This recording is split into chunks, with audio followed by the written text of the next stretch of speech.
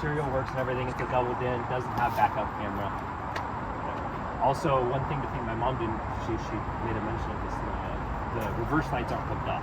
Because there's a sensor in the Dodge transmission for that, but I didn't go to that depth because that's, more wiring than, I think mine have ever worked either on this thing. Yeah, just look out behind it and and people usually get out of the way, so, but you've got your, and I'll show you all this when we go for a drive, you got your EGT and boost gauges, all the gauges work.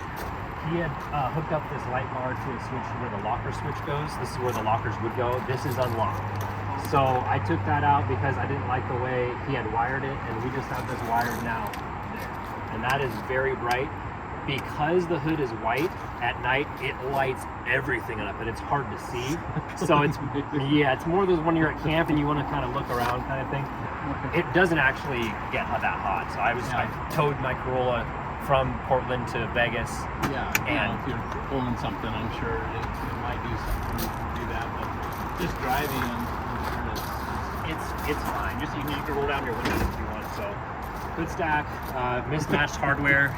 Go to Ace and get it. Awesome. Yeah, it's super fun. And then somehow, I guess some of the exhaust escaped out, so it kind of has a cool little look. You probably want to clean that up. But I just kind of did that one day. It was fun. I clocked the snorkel backwards because I did notice that the air filter was getting black, so I replaced that. It has a new one in there. We'll check it in a sec here.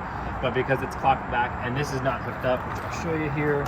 Looks like you got the same winch. In order to mount this into the ARB, you have to do feet first.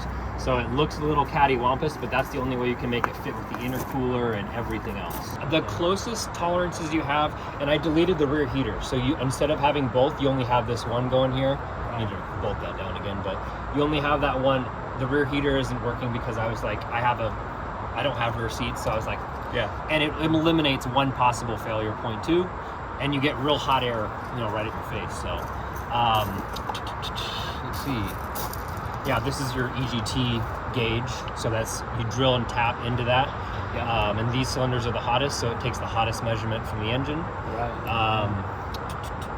What else? So is that the original turbo that original HX35? Yep, out of the 94. I measured for shaft play. There's a little bit, but nothing to be worried about. So I would put 200,000 on that and not be worried about it. So those things last for as long as they get oil. So that's the biggest thing. That's what happened to mine. I've got the fleece Cheetah in there now. Aftermarket. Yeah, is it? It's a spool up a little bit quicker. Completely different spool. Everything. It's crazy how fast it spools. Cool. Yeah. See, and that's the thing with these. But these are great as well. You can have them you can just have one hollowed out for high flow and it works a little bit better. But I have the fuel tuned to where it spools a little bit quicker just because of that, and I'll show you in a sec. What else? Stock injector lines. This is the airbox that he made. Probably need to tighten up these bolts. Some things rattled, but it moves a little bit. I'll tighten those up in a sec. That just goes into the... Goes right into the... It does not actually. So look right here. You can see there's a little oval where this goes into the fender. So it's just sucking out of the fender. This is not connected. Oh, okay. Unfortunately. But if you get into a situation where you do need it, you've got bigger issues to worry about, because if that means if water's coming up to here, you probably shouldn't be driving in that anyways. I thought about taking this off and getting another fender, but I was like, it kind of has the look and whatever. It's too much work. So, and if I ever wanted to, you could get somebody to fabricate something, but is it worth? I don't know. I've never gotten. If you're up to here in water, that's... Well, this box is up there pretty high too, and exactly. And like you were saying, with the 40s on it, good luck getting it. Yeah, if you get into water again, you need a jet ski. 5 feet of water right there. Anyways, so this is, and I will send you all the part numbers and any correspondence that you need. I'll always be in touch. I'll never, just back away from you. Have any questions? You always just let me know. But this is a stock Dodge air filter. You go to AutoZone, $20. I did have a couple leaks on the way here, and I finally tightened them up. So this is a radiator out of a right-hand drive one. So that little overflow thing was for a right-hand drive one. So I just have that tied off. Shouldn't be any coolant leaks now. Check it when it gets down there, but you can also just, take your pressure off here. it'll probably boil your bottle over a little bit. But Okay. okay, yeah. So this is the AC bracket. So AC does work. Like I said, it does cut off a little bit when it gets really hot. But we just have this wired in.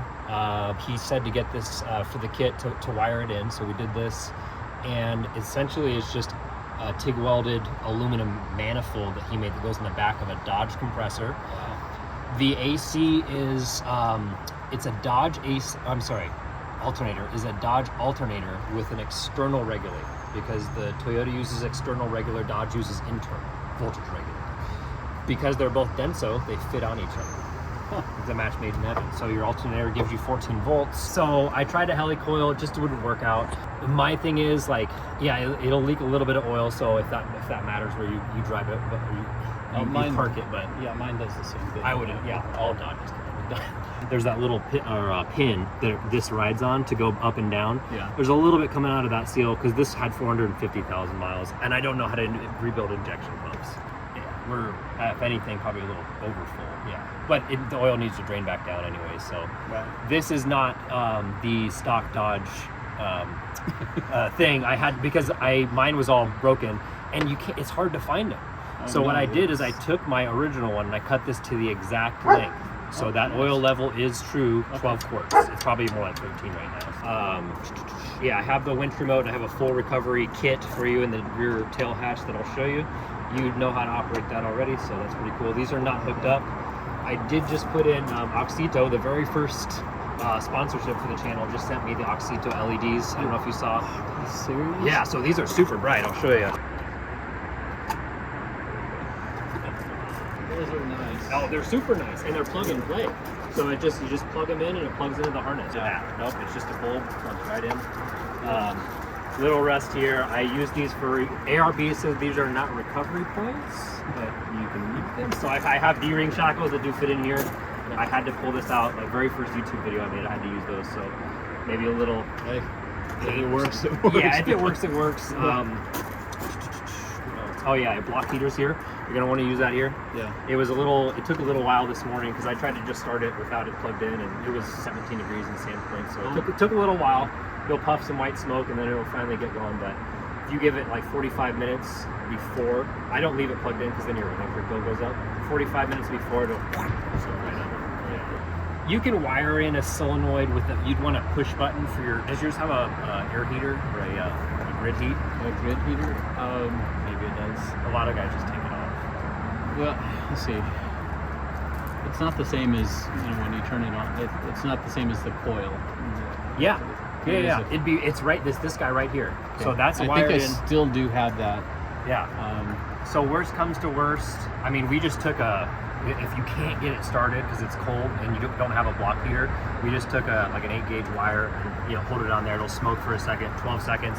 That gets that hot. Start right up. So. Oh, gotcha. For the tuning, I have it tuned like perfect for this like altitude and this type of weather and everything, as far as when you come into boost and how much fuel it has for fuel economy. To adjust that on the P pump, you have your star wheel in here. I already have it like slid almost all the way forward, just not all the way. I'll show you in a sec here. Basically here, actually, if you're like, this thing's a dog, you're not getting enough fuel, which it's not right now. You'll be plenty fine with the amount of fuel you're getting. You can adjust, this is your mid-range fuel, so I'm not gonna get this out here too.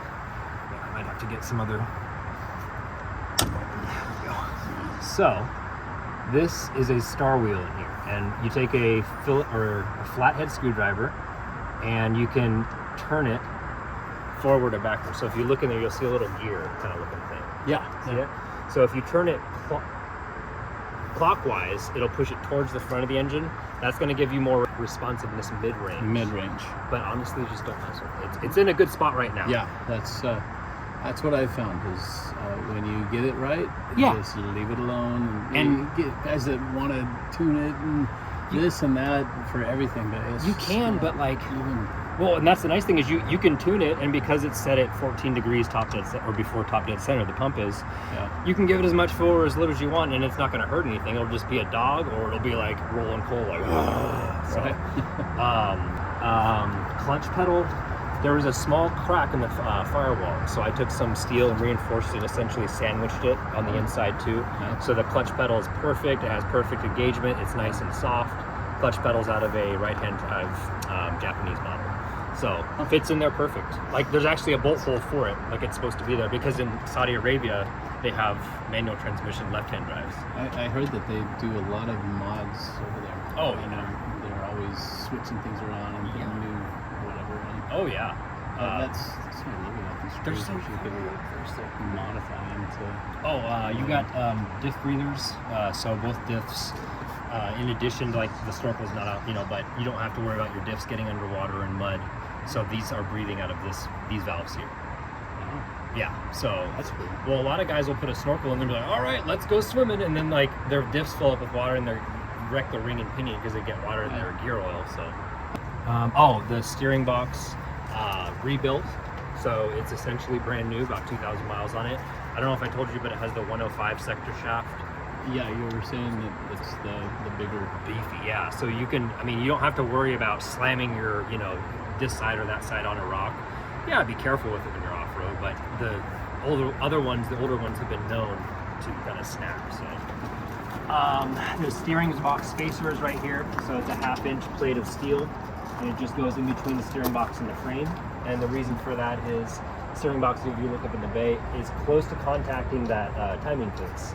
That's the closest tolerance you have anywhere in the engine. That's the closest one. It's about 1/4 inch to 3/8 of an inch. That spacer makes it work.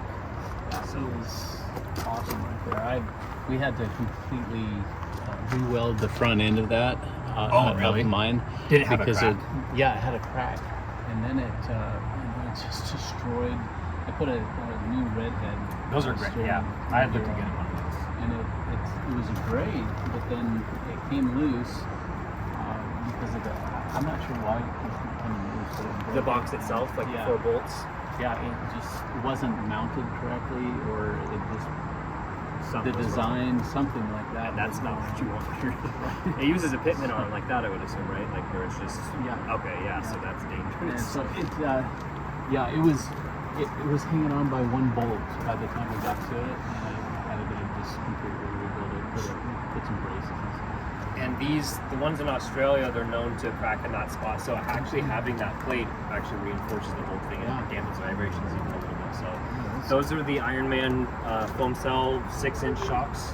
So those are completely rebuildable. You can take them to. So explain the foam cell. What is? So I'm not the most knowledgeable on it, but most shocks use gas, nitro gas. That's what their cheaper version is, and those are good for, I think, everyday driving. They really they reflex a lot quicker, and they have a higher spring rate. Essentially, that's not a spring, but they rebound a lot quicker and punch quicker. These are filled with oil, so there's hydraulic fluid that really dampens it, especially for big tires and a lift like this. Out on the trail, it's very slow to articulate. Well, it's not, I wouldn't say it's slow, but you can take them and pull them and push them, but it takes a lot of force. So it's so much better on the. In my opinion, yeah, it's just so smooth off-road. I mean, you just feel your axle just kind of lifting up real slowly. Whereas the gas, you kind of feel it like, it's hard to describe, I guess, but I think for longevity, these are much better. Plus, again, they're rebuildable. When they go bad, you can take them down to Twalton, where their U.S. headquarters. I live right by there. They'll rebuild them for you, or you can just buy oil and do it yourself. The foam itself has to do with the material inside, and again, you'd have to look at the Ironman video for that, I forget, but 1-inch body lift pucks all around, so you can see one of them right here. It's billet aluminum. All of the body mounts are made of billet aluminum, so that raised the body up 1 inch, but you can't really tell. The biggest difference you'd be able to see would be right here, and you don't even really notice it. Yeah. That's why a lot of guys don't like body lifts. They're like, because it does kind of look funky, but you can't even tell with this. You know? This is sealed with just these little scepter shift boots. This is the stock Toyota plate, so it has all the bolt holes lined up. There's sound deadening material in there. It's not completely sealed because of how these are. There's probably something you can wrap around it to do that, but I just kind of don't care. Yeah, so, I can't remember what I used. you know, you could take like a tennis racket over grip, and you could essentially just wrap that, and that would help a little bit, but I don't really For as loud as these things are, the cabin noise is not too bad. The tires are actually a little bit louder. Yeah. Sliders I just made with some Harbor Freight tube benders. I don't know if you saw that one, but Yeah. 125 volt I Dom. like them. Yeah, Better than you can get at any of the 4x4 shops. Well, I mean, you can get the bolt-on ones, but those are like $1,500 to $1,000. You know, these I've had the whole truck resting on them. So. These things are sturdy too. Oh yeah, I put 3/8 inch. Oh yeah, you can. I mean, anyways, 3/8 inch mounting plates that are welded to the frame, and these are welded to those. So there's no chance that the frame's gonna rip and tear. These are raceline beadlocks. These are 8.5s, and these are 13.5s. So that's as thin as you can go for a wheel on as thick of a tire. And the reason for that is the balloon effect. So when you go down, you can go down to 0 psi on these. You can take the valve cores out, and that'll just turn into a flat rubber tire, which gives you good traction. These are like 12 ply or 10 ply, I think, so they're very stiff, and you don't notice any tire flex until you go down to like 15, because they're so stiff, compared to like a radial tire or something. What do you have in right now? About 35, 36 psi for highway. I'll usually go down to 20 or 18 when I'm off-road, but I do that sparingly because, and I didn't bring my, you'll need a air compressor, obviously. I usually have my Smitty bill with me. I just forgot to bring it, but that takes Got 5. one of those little drill looking deals. Good luck. You're gonna be waiting here forever. Does it take a while? My dad had a Milwaukee one. We filled 1 or 2 of them up with, and it took to go from 17 to 35. It took 10 minutes, one tire. So I mean, because they're not much bigger, but after like 25 psi, it takes a lot out of that compressor. So what do you do for work again? Your forestry management? No, well, we just have a tree service. Okay, cool. We're the ones climbing trees. Nice. Dropping trees and stuff like that. So you have like the chainsaws on your belt and everything? Or? Yeah, that's super cool. Yeah. Nice. But yeah, we've been doing that for 15 years, and then we have a pressure washing and a roof care business. That seems like it all kind of goes hand in hand. You're like, well, while I'm up here, you know, it's, anything dangerous, we'll do it. Sure, exactly. Well, that's the other thing. Yeah, there's some risk involved for sure. And we've never run out of trees or moss up here. Up here, exactly. Yeah, maybe not so much in Las Vegas. These are aftermarket. You need acorn style to go into these because they're not the mag style that Toyota uses. Where it's like it kind of goes in and it has a flush mounting, so these are acorn styles. Okay. Are you okay? By the way, you just got through driving over many miles. No, I'm you good. need anything? Oh no, I'm good. I've got water in here. Okay.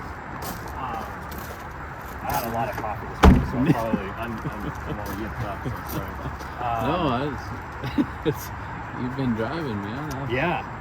I think I did Beaver, Utah to Sandpoint yesterday. So I clocked it at 930 miles. Wow. Which is a lot, but yeah, sugar and caffeine is good, you know. Most of these tools are yours now because I can't fly with them.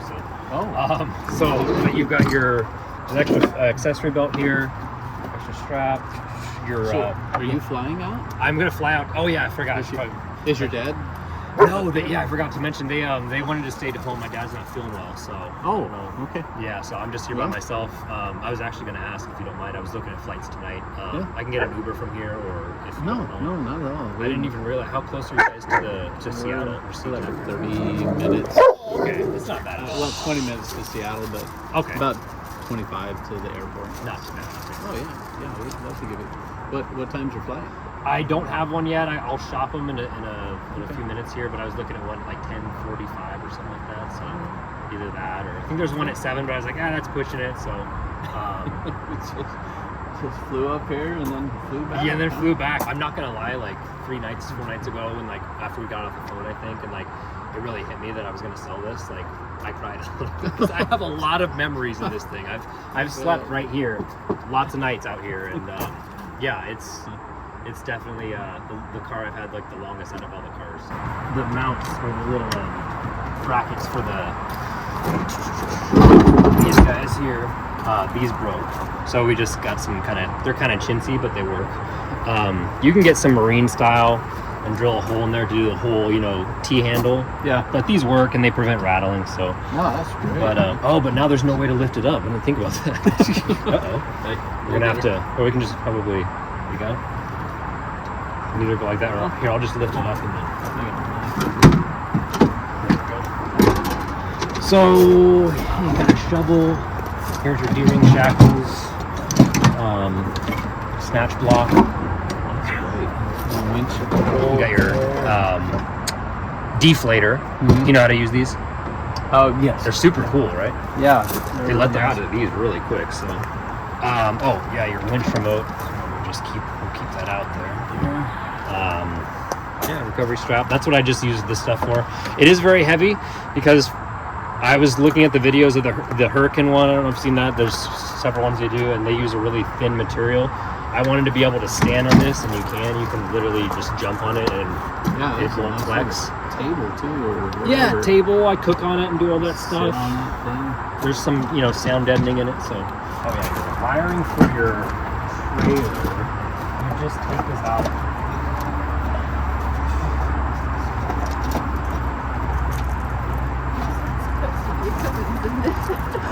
Yeah, that's a Cummins engine in there. Pretty cool. It's like that car and that car had a baby, eh? That's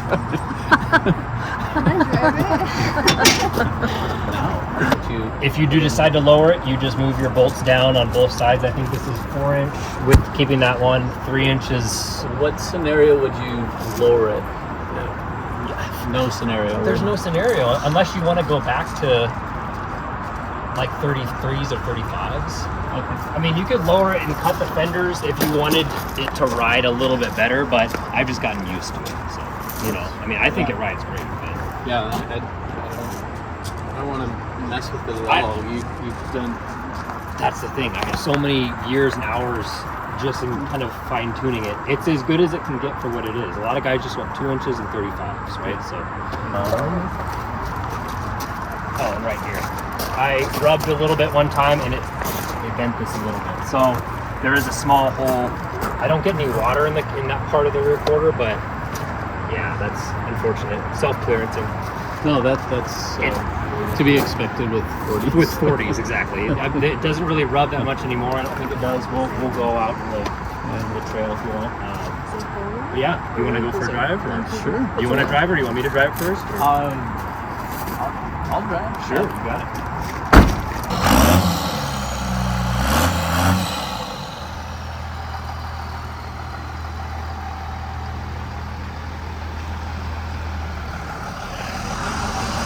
Alright guys, well, she's gone. That's it for Tonya. 4 years, but we got what we wanted for her, so. Now starts a long trip back to Las Vegas, but we'll be alright. She's going to a good owner, so I'm sure we'll see her again.